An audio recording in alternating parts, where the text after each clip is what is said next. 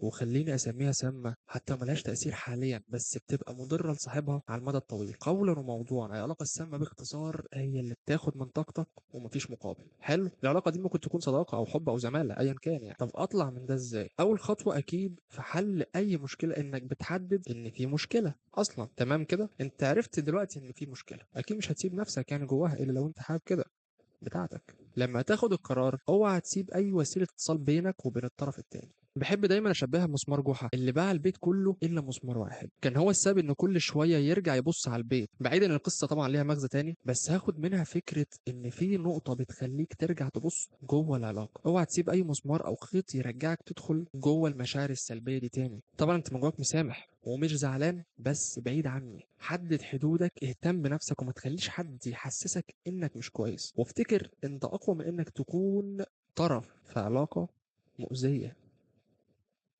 بس